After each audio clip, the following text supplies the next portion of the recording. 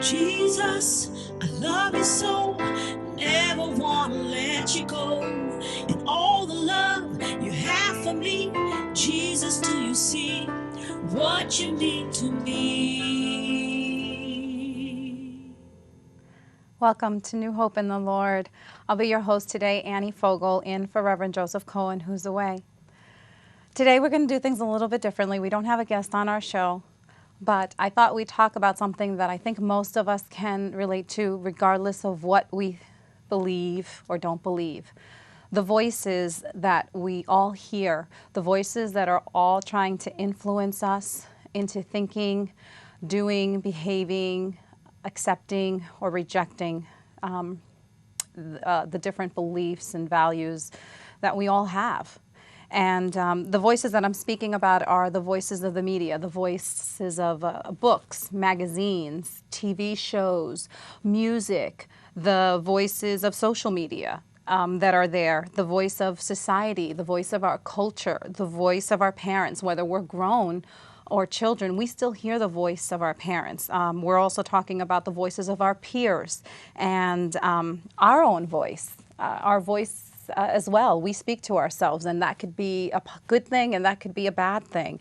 And the voice of the church, and or of religion, let's call it, the voice of religion that's out there trying to influence us and so forth.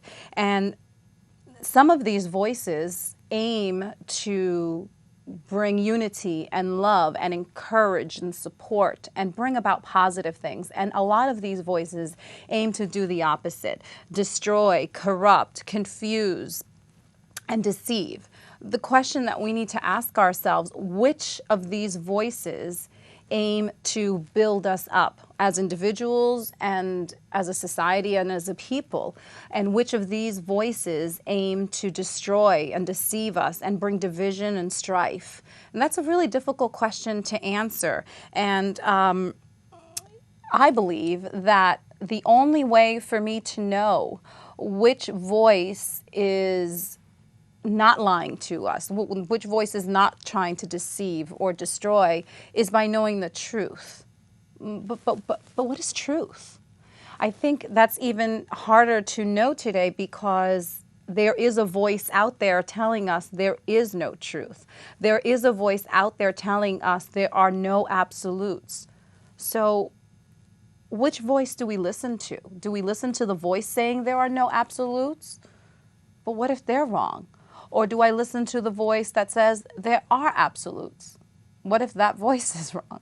So I think this is something that we can all relate to. I think this is something that we all are challenged with. So for me, I believe that unless we know what truth actually is, we will not be able to know what the lie looks like. But I think that we've misunderstood what truth means. I think most of us believe that truth is a set of ideologies. It is do's or don'ts, or a religion, or a way of thinking, that those are truths. Yes, the grass is green. That is true, but that's not truth per se. The sky is blue. It is blue, and that is true, but that is not truth. For me, I know that I am the daughter of the King of Kings. That is true, but that's not truth. So what is truth? Well, I believe that we need to go back to God's Word to find out what that is. And in John 8:32, it tells us that we will know the truth, and the truth will set us free. So the question is, what is truth? And I think we need to go back to God's Word, where it tells us in John 14:6, Jesus says, I am the way, I am the truth. No one comes to the Father except through me. So Jesus said he was the truth. So I think another way of translating this or interpreting it, and again, I could be wrong, and my word is fallible. God's word is the only thing that I believe is absolute and truth. So always take what you hear and what you listen to and always filter it through God's word, because we are human and we can make mistakes. But I truly believe that when Jesus said he was the truth, that he was the life, and when he said again that you will know the truth and the truth will set you free, a good way of saying that is you will know Jesus and Jesus will set you free. So I think we've all been trying to figure out what truth is.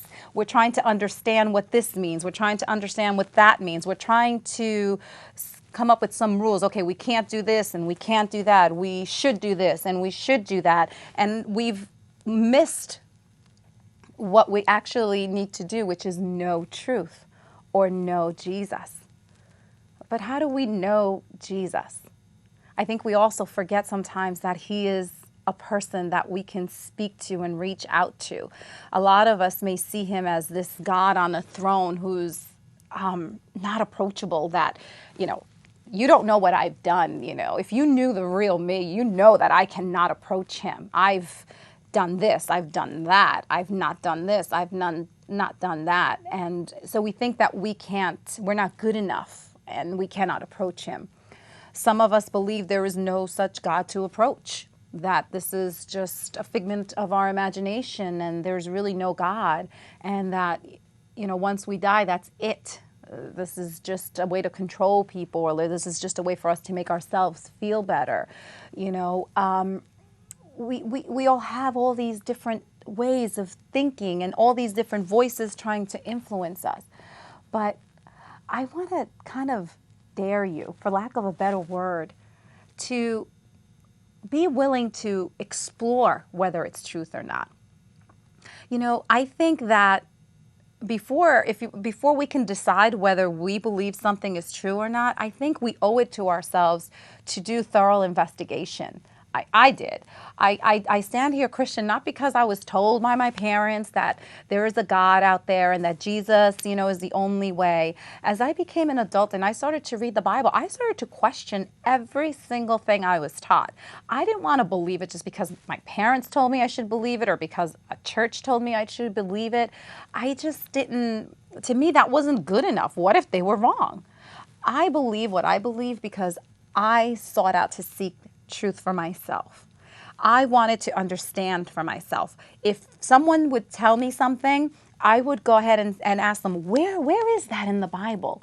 Where is that? And show me. And then I would go and I would read it and I would study it. And I wanted to know if what they were saying really was what I was reading, or if it was something they were understanding and I was understanding it differently. And it's so important for us to do that, not just with God's word, which I challenge you to do, but with everything. After all, isn't that what scientists do? You have to test things out. We come up with a theory, right? Or a hypothesis, and then from that hypothesis, you formulate a theory, and then you test that theory, and you try to prove it or disprove it. And sometimes we can't prove it, but we also can't disprove it, which is why it remains a theory, and sometimes we do. And for all you scientists out there, I'm sorry if I'm mixing up the steps, but that science kind of went over me, and bye-bye is a long time ago. But I think I get the general gist that, we need to test and we need to see. And I think that's true for everything. And I think it's more true for the voices out there. So we need to find out if the voice of society is aiming to encourage us and unite us and bring love and positive, a positive way of thinking into the world, or if some of our society and some of our culture is actually trying to do the opposite, or groups that say they're trying to promote the well-being of a people group or of some ideology. If they're actually trying to do that, or if they're using that to bring division and sow hate and bitterness. And I think we see that today. So which voice is true and which voice is the lie? I don't think we'll know unless we know the truth. And so I challenge you today, would you kind of go on a journey to discover what truth is? And I really believe, based on what we've read, that Jesus is truth. Why don't you go and see for yourself? Again, this is not religion. I'm not trying to tell you, you have to leave this church, or you have to go to this church, or you have to believe this doctrine, or you have to. It's not about doctrine. It's not about anything else. It's about wanting to know truth. I would like to know truth. And I believe that I've found truth in Jesus, that he is that truth.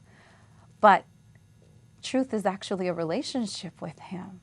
How do you have a relationship with Jesus if you can't see him the way you can see your child or your spouse or a friend, your mom or your dad, how do you talk to someone that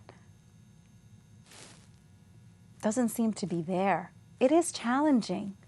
It is challenging, but we're going to have to challenge our own way of thinking, our voice. So it's time for us to put our scientific caps on and let's prove or disprove what we know and don't know.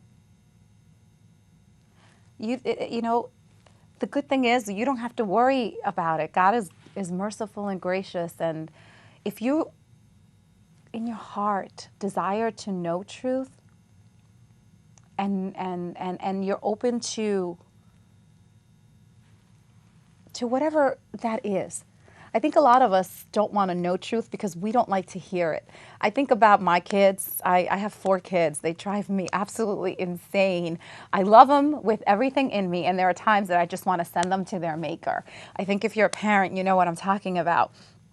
But you know, when you confront your child, or if you're the child, when your parents confront you, you don't like to hear that what you did is wrong or that you didn't do something you were supposed to do. We don't like to hear the truth when it's not something we agree with, you know. But if the truth we happen to agree with, we love to hear it. So, you know, you have a new outfit on and you think you look fantastic and people are saying, oh, you look great, that was a great choice. You like that. That feels good, you know. It's encouraging you, and so you like that truth. But if they're saying the opposite, what were you thinking with that outfit? That color is not for you. You might not like what you're hearing. And so that is true, I believe, for all of us. We don't always like what we have to hear, and I think that's why we don't want to accept that it's truth. But are we willing? Are we willing to be wrong? Are we willing to hear that? I try to personally listen to when people tell me I do something that I don't like. I don't always agree with them, but I will go back later on and I'll start to ponder that, and I'll say, you know, did what so-and-so say about me, is that really true? And I'll start to think about what they said. Do I do this or not do this? Do I tend to do this? Do I act this way? And I just think about what they said and in the context that they said it, and I'll think about my actions and my behavior. And more often than not, sometimes they're right. And oh, I hate it. You know, I was wrong, and they were speaking the truth to me, but I didn't like what I had to say. So it's whether or not we have that humility, I guess, for lack of a better word, if we're willing to be wrong and accept something that's hard to accept. You know, and it's not always easy, but I got to tell you something. When God corrects us or points something out, it is never in a judgmental, critical, beating you up kind of way. I remember one time I was supposed to do something at a service. You know, I used to sing on a worship team, and so we would sing, and to me that's something very sacred. And that day at the playground, I had taken my kids to the playground and I was talking to another mom, and my behavior, in my opinion, was inappropriate. I got mad about something. I don't remember the exact thing, but I spoke in a way that was not, I think, becoming of a child of God. And I felt that at that moment, and you know, I said, Lord, I'm sorry. I didn't really mean to act this way, behave, and speak this way. Just, you know, the theme, what we were talking about, got the best of me, and I kind of went with what I was feeling instead of really just curbing my mouth, my tongue. So I kind of left it at that, and I didn't know when I was going to sing next. I got an email, please come tonight to sing. And so I'm like, I'm trying to get ready, and here I am. It's time to start singing, and I am there. And as I'm getting ready to sing, I remember my behavior a few hours before, and I could not look up. I had my head down, and all I kept thinking is like, how could I be up here leading worship when I was such a hypocrite, and I totally said and acted out in a way that was not acceptable. And now here I am trying to talk about and sing about your love when I didn't show it hours before. And I just felt guilt, and that condemnation, and it was coming from me. I was beating myself up. And I can tell you that God, in his great mercy, just showed up at that moment. And what he said was that I'm never good enough. Even when I'm at my best, I'm not good enough. But that's where his blood comes in. That's what his mercy and grace is for. And when that thought just took over every part of my being, the love, the mercy, the grace, mercy and grace is something you feel. And it's just, you can't put it into words. I didn't feel the same judgment and condemnation that came out of my words. I felt love and forgiveness and acceptance. And it's not about how good you are. It's about how good I am and how faithful I am. And I was able to sing that night. So I dare you, for lack of a better word, would you seek out truth? Would you seek out to get to know who Jesus is? Again, I'm not talking about religion. I'm not talking about doctrine. I'm talking about who he is. But how do we do that when we don't see him or can touch him physically? The best way is through his word. You can read the Gospels of Matthew and Mark, Luke, John, and that's kind of his biography. It talks about him. It quotes some of the things that he said, the things that he did. And just observe him through the words that you read. How did he react to the sinner? How did he react to the person who was flawed and made mistakes and didn't get it all right, but had a humble heart, who knew, man, I screwed up big time. How did he treat women? In a society that women were not talked to, they could not even be witnesses in a court of law. They were just most of the time they couldn't even sit at the dinner table. The dinner table was for the men and the people of position and honor. They just served. Sometimes they would eat with them for part of the time, and then they had to, the wife and the children had to leave, and it was just the men there and the women serving them. How did Jesus treat the women who actually got to stay at his feet the whole time? Or women who were not even talked to, and he would talk to them? What about the children? He loved the children. What about the sinner, the murderer, the tax collector, which would be a loan shark in today's day and age, someone who comes back and takes what's not his by force if need be? How did he treat them? What was he like? And what was he like to those that were judgmental and condemning and who were about all the do's and don'ts and what you got to do and what you're not supposed to do and how you're supposed to think and how you're not supposed to think? What did he say about those that are needy, those that are brokenhearted? I challenge you with an open heart. Are you willing? Let's say we are wrong. What do you have to lose by checking it out? You're only going to try to prove or disprove a voice that you're hearing. I did that for myself. And I can only speak from experience that his voice, God's voice through his word, is the only thing that's encouraging and uplifting and pure and whole. You get beat up in the world. Someone's always judging you or criticizing you or tearing you apart. You're not good enough. You're not this, you're not that, you're not incapable, or you've screwed up too many times. You can't get another chance. The world is a hard place. So many things out there not just corrupt our way of thinking, but corrupt our behaviors, and we have these habits that can be so destructive.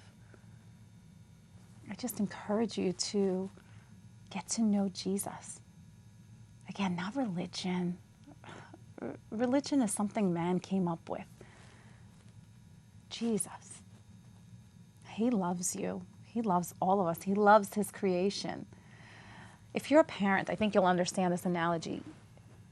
When your child is behaving in a way that is destructive to them, whether it's their bad attitude, always, losing control, angry. They start throwing things, punching things, putting holes in the wall. I have 2 of those, by the way. Oh, Lord, help me. And, you're trying to teach them that that's not how you're going to resolve conflict. You have to kind of step back. Or if you have a child that really beats up on themselves, oh, I never do anything right. I'm no good. I'm never going to be good enough. I can never understand science, or I can never understand math. And they just keep speaking negatively. And that, if you keep repeating something over and over again, you're going to start believing that. And you don't want them to limit themselves, because you as their parent can see their potential. You see what they are capable of, what they can do, their giftings and their abilities. And sometimes, we speak to them, but it goes in one ear and out the other. And we try to come up with rewards to encourage them, and or the negative consequences to get them to stop.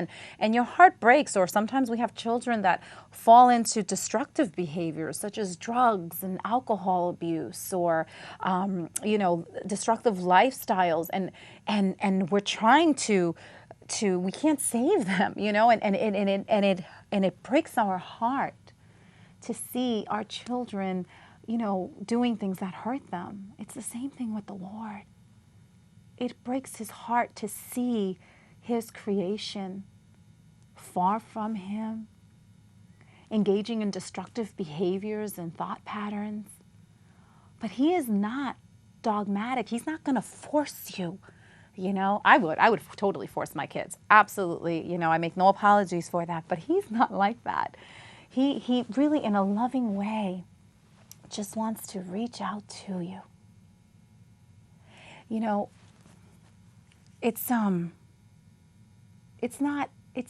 I'm challenging you to think outside the box, to think outside of what everything and everyone is saying. But Jesus, his love is really life-changing. And if you know him, who he is, what he's like, what he thinks about you, how he loves you, who he is, his personality, that truth, he will set you free. And you'll find deliverance from anger, from addictions, from behaviors, habits, patterns. You'll find deliverance from hurt and pain, because we've all had to go through that. And here's the thing, he knows what that feels like, because he felt all that. He became flesh for us, so he knows what it feels like to be rejected. He knows what it feels like to be hurt. He knows what it feels like to be stabbed in the back. He knows all that. I encourage you to reach out to him, read his word, and dare to talk to him like I'm talking to you. I can't see you right now. I'm looking at a camera. I can't see you, but I know that you're there. I know that you're going to be watching this. It's the same thing with God. Maybe you can't see him right now, but trust that he's there. He says that he's close to the brokenhearted, and that his eyes range throughout the earth. He is searching for people that will dare to put their hope in him, that will dare to take him at his word. Prayer is not some complicated, long thing that you have to recite or memorize, and you say the same thing over and over again. It's just sharing what's in your heart with him. You can even start by saying, you know what? This whole Jesus thing, that you're truth and that I need to know you, I don't know if I believe it or not, but I'm willing to check it out. That's it. That would be prayer. It's just saying what's in your heart, what you would say to a friend, to your mom, to your loved one. You can even give them your jokes. I'm not kidding. Some people think